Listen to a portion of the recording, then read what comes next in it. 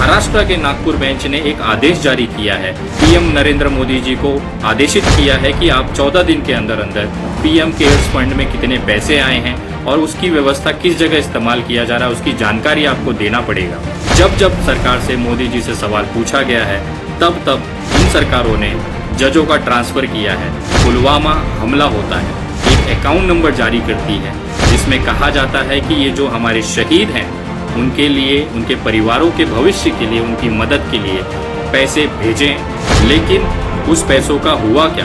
ये 2 कौड़ी के विधायक और सांसद बिकने के लिए तैयार हैं। तब तक भारतीय जनता पार्टी जैसे सत्ता जो इस तरह की राजनीति करते हैं, ये लोग हमेशा सत्ता में रहेंगे। 1 रुपए की भी मदद मोदी जी ने नहीं की है और वो जो पूरा पैसा चंदा के नाम पे आया था, वो पूरा का पूरा खा लिया गया है इस सरकार के लिए। लाइव टीवी, सच सबसे आगे। नमस्कार दोस्तों, मैं विनय दुबे मुंबई से। आज का जो वीडियो है वो शायद ही भारतीय जनता पार्टी को पसंद ना आए, क्योंकि आज मैं जो खुलासे करने जा रहा हूं वो इतने भयंकर हैं कि शायद कोई भी भारतीय ये सोच नहीं सकता कि किस तरह से ये जो मोदी सरकार है वो जनता को मदद के नाम पे इमोशनल करके पैसे वसूल करती है चंदा के नाम पे। और उस चंदों का आखिर होता क्या है, ये आज तक किसी को नहीं पता चलता है। आज के वीडियो में मैं आपको वो सबूत दूंगा कि किस तरह से हजारों करोड़ों रुपए का चंदा जो सरकार लेती है, आखिर वो पैसा जाता कहां है। मैं आपको आज वो दिखाने जा रहा हूं जो शायद ही आज तक आप लोगों के सामने ये ना आया होगा। मैं निवेदन करता हूं कि आप ये सारी वीडियो पूरा देखें और इस वीडियो को हर भारतीय तक शेयर जरूर करें। मेरा एक फर्ज है एक भारतीय नागरिक होने के नाते कि भारत सरकार के अंदर जो जो चीजें चल रही हैं, जो एक्टिविटीज हैं, उसकी जानकारी आप तक मैं पहुंचाऊं। सबसे बड़ा सवाल, अगर आप इस मोदी सरकार से सवाल पूछते हैं, या तो आपको जेल में डाल दिया जाता है। अगर फिर भी अगर आप हिम्मत करके इन सरकार से सवाल पूछने के लिए अदालत में जाते हैं, तो आपको अदालत में किस तरह से बर्ताव किया जाता है, उसका एक छोटा सा वीडियो मैं आपको दिखाना चाहता हूं। पीएम केयर्स फंड, जो कोरोना के नाम पे, महामारी के नाम पे पैसे डोनेशन मांगे जा रहे हैं, चंदा मांगा जा रहा है, आखिर उसके हिसाब को लेके आखिर कितने पैसे आए सरकार के पास और क्या उसकी व्यवस्थाएं हैं, उसको जानने के लिए अगर कोई व्यक्ति जानना चाहता है तो उसे किस तरह से सुप्रीम कोर्ट जैसे अदालत में जजों द्वारा फटकार लगाई जाती है। कारण ये है कि ये सवाल मोदी जी से पूछा गया है। ये वीडियो देखिए, एक याचिकाकर्ता के साथ सुप्रीम कोर्ट के जज ने कैसा बर्ताव किया, उसकी एक छोटी सी झलक है। पीएम केयर्स फंड को घोटाला बताने वाली याचिका सुप्रीम कोर्ट ने खारिज कर दी। दरअसल याचिकाकर्ता वकील मनोहर लाल शर्मा को सुप्रीम कोर्ट ने इस याचिका को लेकर कड़ी फटकार भी लगाई। वकील मनोहर लाल शर्मा ने याचिका में पीएम नरेंद्र मोदी के खिलाफ मुकदमा दर्ज करने की मांग की थी। हम उस देश में रहते हैं जहां पे आप सवाल नहीं पूछ सकते हैं। अगर किसी तरह हिम्मत करके अगर कोई व्यक्ति अदालत तक जाता भी है तो उसे किस तरह से जजों द्वारा फटकार लगाई जाती है, यहां तक कि उसकी पूरी बात सुनने तक का समय जजों को नहीं है। लेकिन कोई भी व्यक्ति इतनी आसानी से नहीं हार सकता। ये भारत है, यहाँ पे एक से एक व्यक्ति पड़े हुए हैं जो किसी भी हद तक जाके अपनी आवाज बुलंद करते हैं। मैं आपको बताना चाहता हूं कि पीएम केयर्स फंड को लेके महाराष्ट्र के नागपुर बेंच ने एक आदेश जारी किया है, जिसमें पीएम नरेंद्र मोदी जी को आदेशित किया है कि आप 14 दिन के अंदर अंदर पीएम केयर्स फंड में कितने पैसे आए हैं और उसकी व्यवस्था किस जगह इस्तेमाल किया जा रहा है, उसकी जानकारी आपको देना पड़ेगा। एक चीज मुझे समझ में नहीं आ रही है कि एक ही देश में 2 अलग अलग कानून कैसे हो सकते हैं। अगर सुप्रीम कोर्ट ने किसी याचिका को खारिज किया है तो मुंबई के बॉम्बे हाई कोर्ट जिसे हम कहते हैं, उसकी नागपुर बेंच ने उसी तरह के सवालों पे कैसे उसको मंजूरी दे दी। आखिर अगर ये बॉम्बे हाई कोर्ट में मंजूर हो सकता था तो सुप्रीम कोर्ट के जजों ने उस एडवोकेट को क्यों फटकार लगाई? ये सबसे बड़ा सवाल उठता है कि एक ही संविधान है, एक ही कानून है, लेकिन जो कुर्सी पे बैठे हैं उनका बर्ताव ये दिखाता है कि वो आखिर कानून की तरफ हैं या सरकार की तरफ हैं।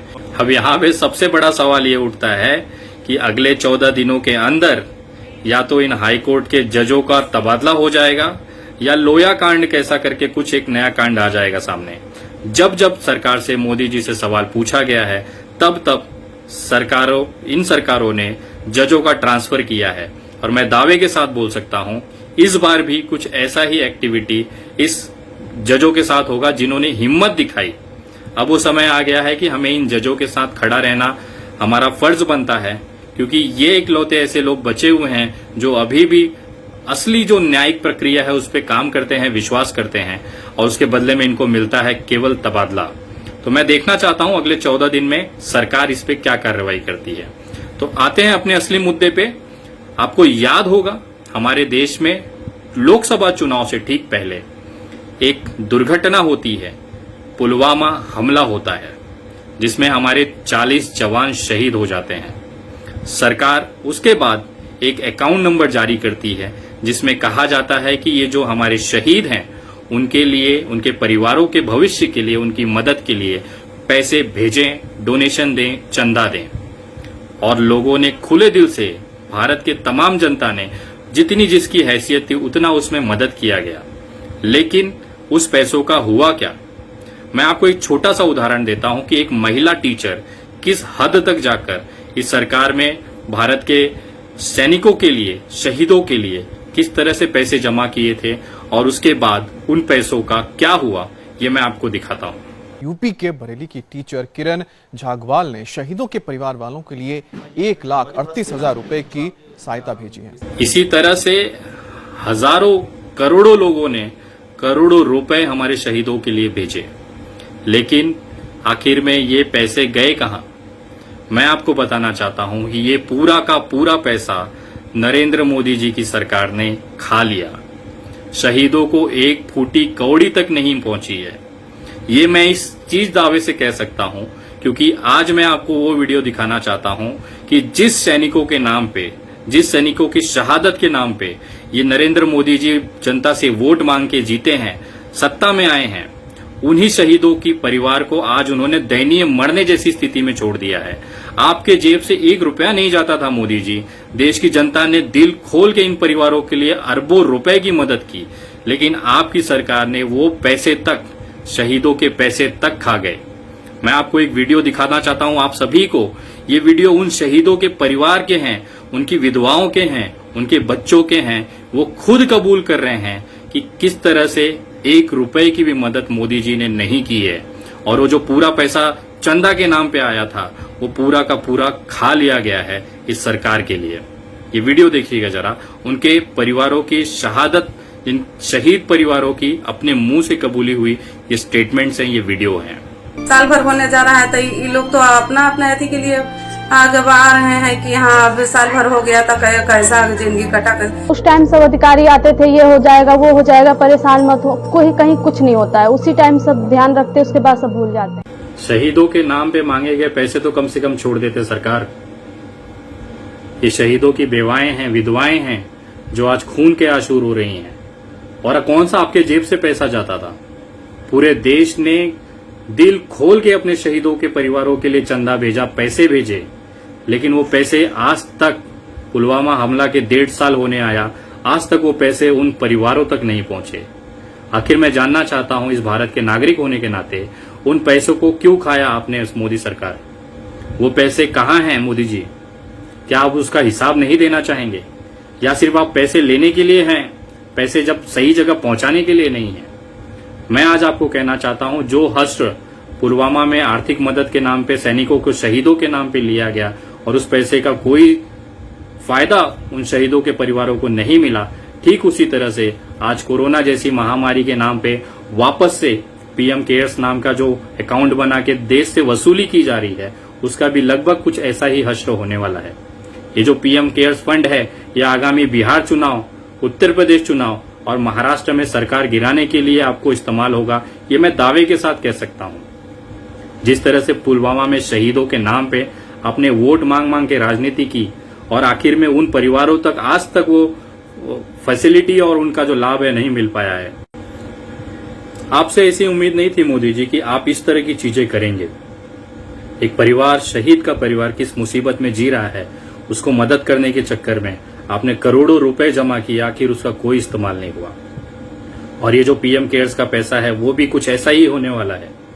मैं आपको बोल सकता हूं दावे के साथ छाती ठोक कर कि जब तक बाजार में ये 2 कौड़ी के विधायक और सांसद बिकने के लिए तैयार हैं, तब तक भारतीय जनता पार्टी जैसे सत्ता जो इस तरह की राजनीति करते हैं, ये लोग हमेशा सत्ता में रहेंगे। जब तक ये विधायक और सांसद बिकते रहेंगे, ये ऐसे ही चंदा मांग मांग कर लोगों से पैसे ले लेकर अपने विधायक खरीदेंगे, सरकारें बनाएंगे। लेकिन अब ये देश की जनता जागरूक हो चुकी है, लोग समझने लगे हैं। मैं आप पूरी तमाम जनता से कहना चाहता हूं कि अगर अब भी सोए रहें तो एक दिन यही मोदी सरकार पूरा देश बेच देगी। आज मजदूरों की जो हालत है पूरे देश के अंदर, बिहार, उत्तर प्रदेश में जिस तरह से बेरोजगारी है, आखिर क्यों दूसरे राज्यों में जाना पड़ता है? और उसके बावजूद एक भारतीय होने के नाते हमारी भावनाओं से खेलकर आप हमारे ही आर्थिक नुकसान करने में लगे हुए हैं। ये सबूत हैं और मैं आप लोगों से कहना चाहता हूं कि ये सारे लोगों तक जरूर पहुंचाएं।